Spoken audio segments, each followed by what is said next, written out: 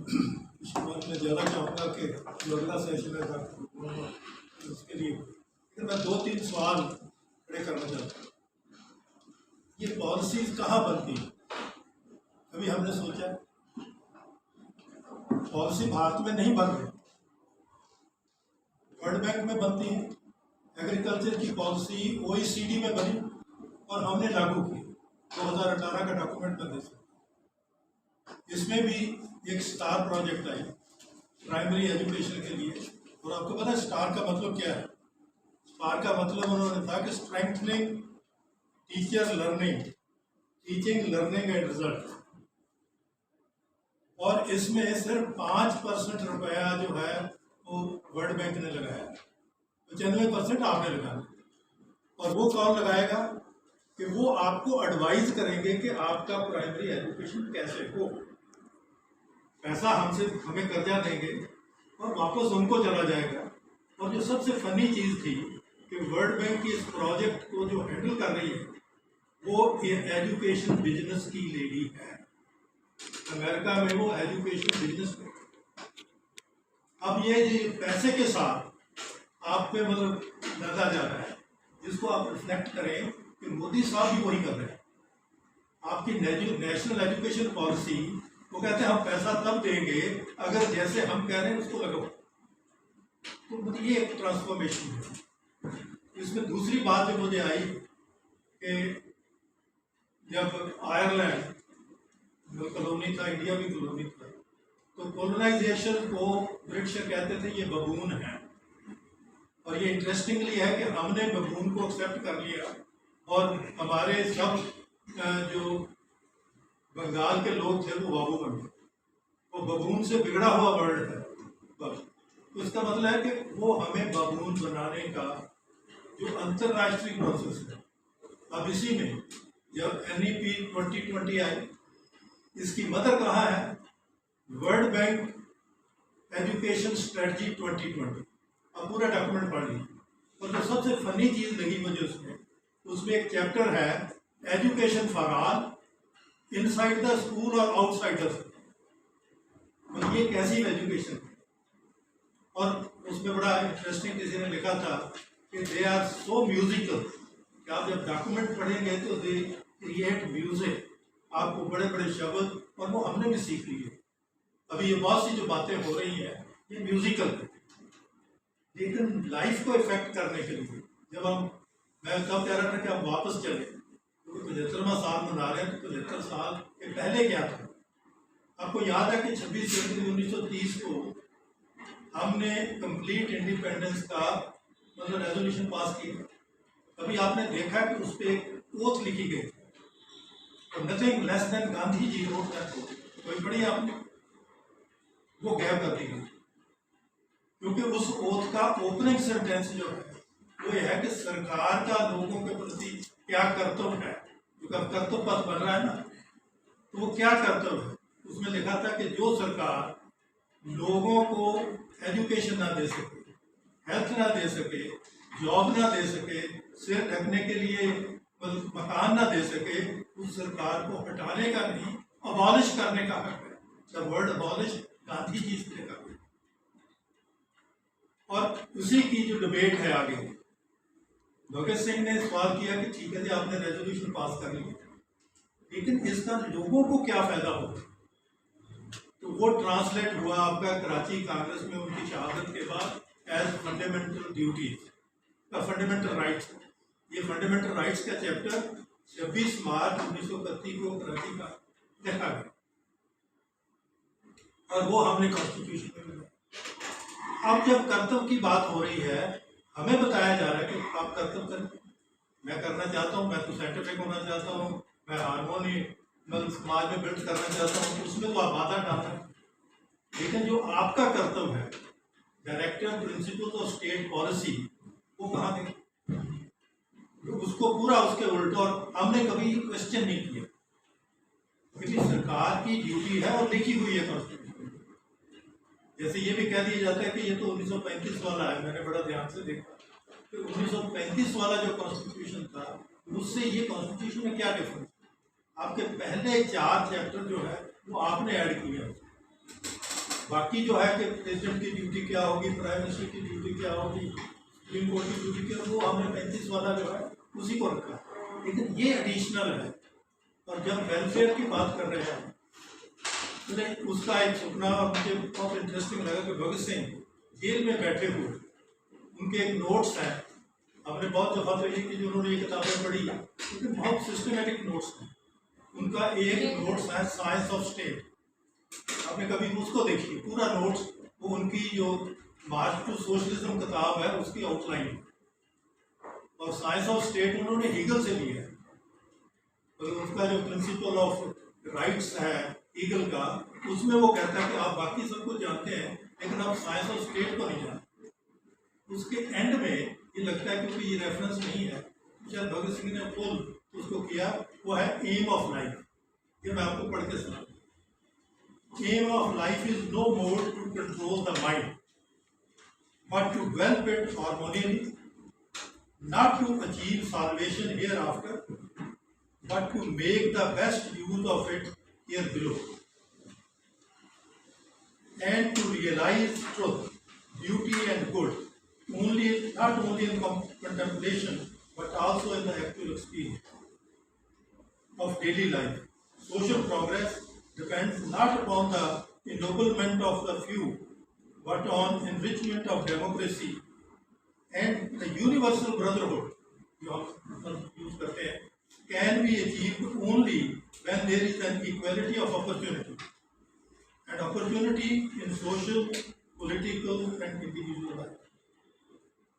वो जब बैठे हुए वहाँ पर हमारे लिए एक विजन बना रहे थे, not a dream, it is vision. और वो विजन उनका 1924 में शुरू हुआ, जब उन्होंने कहा कि जो वीकनेसेस हैं सोसाइटी की उनको कैसे एड्रेस किया जाए, क्योंकि दंगे हो रहे हैं, जात पात का प्रश्न है। तो नौजवानों के लिए एक उन्होंने प्रोग्राम बनाया 1924 में कि नौजवानों के दिमाग से ये जो रिलीजियस प्रेमा है, ये निकलनी चाहिए, जात पात निकलनी चाहिए। और साथ ही तीसरी बात जो है बहुत इम्पोर्टेंट है कि हर नौजवान को कारण समझ के उसको समझने की जरूरत है, जो हो रहा है उसका कारण क्या है। This was the science physics chemistry पढ़ाना नहीं है, क्या जैसे क्रिटिकल थिंकिंग हम कहते हैं वही है कि क्या आपने वो समझ। और चौथी बात जो उन्होंने कही कि हम अंग्रेज को क्यों भगाना चाहते हैं, तो अभी जब पिंकटी ने ये बताया कि 20 के दहाके में 1920s में जो इनइक्वालिटी थी वो आपके 2016 में भी आ गई। और भगत सिंह अपने मैनिफेस्टो में लिखते हैं कि हम उस स्वराज की बात कर रहे हैं जो 98% लोगों के लिए होगा और 98% लोगों के लिए। मुझे तब लगा कि पिंकटी जो कह रहा है दैट मेक मी अंडरस्टैंड कि भगत सिंह उस इनइक्वालिटी का सोल्यूशन था और वो ढूंढ रहे हैं और सोशलिज्म में। लेकिन उसके पहले है कि भाईचारा, क्योंकि जब जात पात की तोड़ने की बात आप करते हैं तो भाईचारा और जो इक्वालिटी है, मतलब इक्वालिटी तभी आएगी अगर भाईचारा हो। तो ये जो फंडामेंटल्स हैं और जिसको आज वायलेट किया जाए, और उसमें मैं अभी क्योंकि माइक्रो फाइनेंस का कुछ हमारे पास आया है, 138 के केस से कोर्ट में आ गई, जो रिबाउंस हो रहे हैं चेक, और उसमें बहुत सी गरीब औरतें फंसी हुई। आई वाज स्टडीइंग और माइक्रो फाइनेंस, माइक्रो फाइनेंस जो आया था वो एक सोशल था जिसके लिए नोबेल प्राइज भी मिल गया, उसके बाद भी हुआ। लेकिन कैसे आप जो मार्केट फोर्सेस कहते हैं how they take the opportunity, कि उसमें पहले ये था कि फॉर नॉन प्रॉफिट कि हम महिलाओं को पैसे दें, वो अपना काम चलाएं, और उसमें 95% रिटर्न की जब वो नॉन प्रॉफिट, तो तब प्रॉफिट वाले आ गए। और अब प्रॉफिट वाले आ गए जब उसके बाद सुसाइड, अभी आपने आंकड़े पड़े होंगे कि जो एग्रीकल्चरल वर्कर है उसका सुसाइड रेट ज़्यादा हो रहा है फार्मर से, बिकॉज ऑफ दिस इंडेप्थ जो क्रिएट की गई है। तो मुझे याद आया कि इतिहास में एक मूवमेंट हुई है, नामदारी मूवमेंट। उन्होंने एक असूल ये बनाया था कि मेरा सिख ना ब्याज लेगा ना ब्याज देगा। तो ब्याज पद्धति को तो हम खत्म नहीं कर रहे। तो इसी तरह ये एजुकेशन में भी हम उसके लिए मार्केट बना देंगे, तो फिर उसके बाद फार प्रॉफिट लोगों के आ जाएंगे।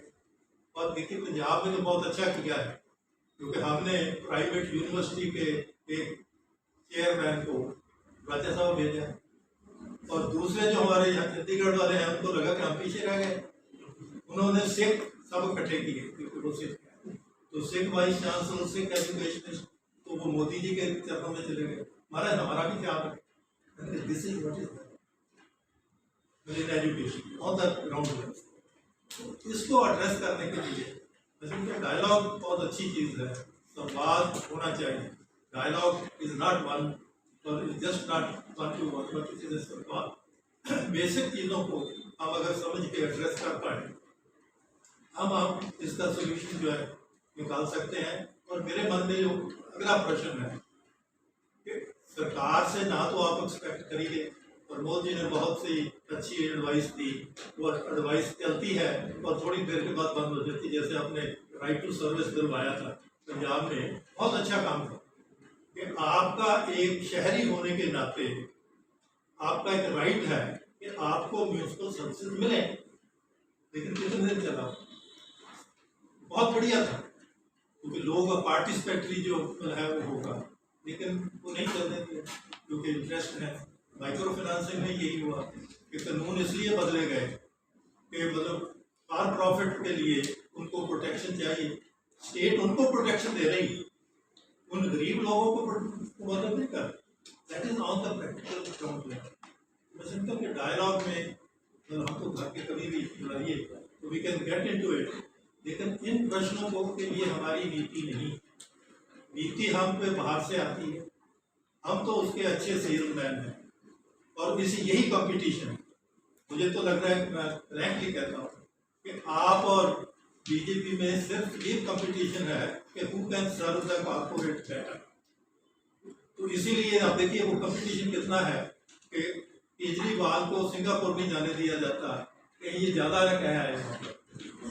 अब उसमें क्या था, नहीं वो कोई टेक्निकल वास्ते नहीं गया वो पार्ट ऑफ द गेम है कि आप वहां से कोई बिजनेस ले आइए।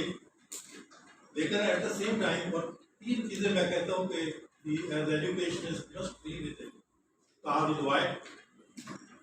ड्वेक ने मतलब माइंड ग्रोथ सेट पे काम किया, और उसने ये दिखाया कि जिन लोगों को हम कहते हैं कि वो अचीवर नहीं है, वो अचीवर बनते हैं अगर उनका mind set growth mind set, fixed mind set. और ये जितनी पॉलिसी है ये फिक्स्ड माइंड सेट पैदा कर रही है, जिसका मतलब है कि नॉन अचीवर बनेंगे, और फिर वो they are better to be ruled than a critical person. और दूसरा जो है एरिक फ्रॉम का काम, क्योंकि हम पंजाब में है, उसकी एक बहुत ही इंटरेस्टिंग है एनाटॉमी ऑफ ह्यूमन डिस्ट्रक्टिवनेस, मतलब कि सेम सोसाइटी। और उसमें जो उसने मूल कहा कि जब नौजवान अपनी क्रिएटिविटी कंपेयर होती है तो दे बिकम डिस्ट्रक्टिव। तो उसका जो सेम सोसाइटी का था कि जो सोसाइटी बहुत पैसे बना रही हैं उसमें सुसाइड, होमिसाइड और इंटॉक्सिकेशन क्यों ज्यादा है, इसी को लेके उसने मतलब वो सेम सोसाइटी लिखी। तो मैं समझता कि पंजाब को, और उसका बहुत अच्छा एग्जाम्पल ये गए थे स्कैंडिनेवियन कंट्रीज ने किया कि जब वहाँ 50% यूथ इंटॉक्सिकेट हो गया तो प्राइम मिनिस्टर ने कहा कि ये एमरजेंसी है, फ्यूचर इज नाइन। तो फ्यूचर को कैसे बचाना है, दे इनवाइटेड पीपल, उन्होंने यही कहा कि आप क्रिएटिविटी, तो क्रिएटिविटी क्लब बने। उन्होंने कहा कि हर बच्चे को एक क्रिएटिविटी क्लब में जाना ही है, पेरेंट्स को फॉर्म मिलेगा, वो फीस देंगे। और उस छोटे से देश ने बेस्ट फुटबॉल टीम यूरोप की प्रोड्यूस की 14 साल। अगर हम रियली ट्रांसफॉर्मिंग, स्ट्रेंथनिंग, ये वो सारे करना चाहते हैं तो ये किसमें। और एक प्रश्न मेरे मन में आया था कि हम प्राइमरी एजुकेशन में पहले 2 साल का डिफरेंस था कि यूजी केजी आप करवा लें, फिर आप स्कूल अच्छे में भेज सकते हैं, फिर हम parents will be invested in 2 year. अब इन्होंने 5 साल का गैप कर दिया। इसका मतलब है कि जिन पेरेंट्स के पास रिसोर्सेज होंगे वो उनको तैयार करके स्कूल के लिए तैयार कर सकेंगे। ये तो आंगनवाड़ी वर्कर बेचारी क्या करेगी? जो आप सब टीचर्स हैं कि एक बच्चे को पढ़ाने के लिए आप 2-3 बच्चों से ज़्यादा को ट्रीट नहीं कर सकते। अगर आप वाकई उनको फुल ग्रो करना चाहते हैं, अगर आपने डिसिप्लिन करना है तो एक घर से, और ये इन्होंने बहुत साइंस से सीख ली है और बड़ा उसको कि पहले 5 साल में बच्चे की जो है पूरी ग्रोथ ओवर बन जाती है, तो आप उनको कहाँ पकड़ो ताकि सोचने वाले बच्चे ना हो। तो लेकिन गोइंग बैक कि जब गांधी जी ने इनवाइट किया कि छोड़ो ये पुराने सारा, दूसरी में से आपको पूरी मूवमेंट पैदा हुई, noticing is product of an alternative education. चाहे जैसे वो जी कह रहे थे एक्सपेरिमेंट कामयाब नहीं होते, लेकिन एक्सपेरिमेंट लीव द सीड। तो शिंगा पर experiment has left the seed कि अगर आप अब प्राइम मिनिस्टर साहब ये तो कहेंगे कि आप मतलब इनोवेटर बनिए, लेकिन आप साइंस नहीं पढ़ेंगे, आपको हमने साइंस नहीं पढ़ने दी, लेकिन इनोवेटर बनिए, आप क्या चाहते we are at that critical movement जब आपका फ्यूचर, और मैं उसका अंदाज़ा लगा रहा था कि 15 करोड़ बच्चे जो हैं वो आपके इस जोन में होंगे। 15 करोड़ के लिए कितने टीचर चाहिए? अब पॉलिसी एडवाइजर्स हैं और पॉलिसी का थर्ड पार्ट होता है कि पॉलिसी को इम्प्लीमेंट करने के लिए आपने क्या किया, एंड दैट इज मिसिंग। वो अपने आप हो जाए, बाकी फोर्सेज कर देंगे, और उसका मतलब फिर वो हम सेग्रीगेशन और ये कहाँ छोड़ पाएंगे। That's all I can want. Thank you very much. Very well said. Now I would request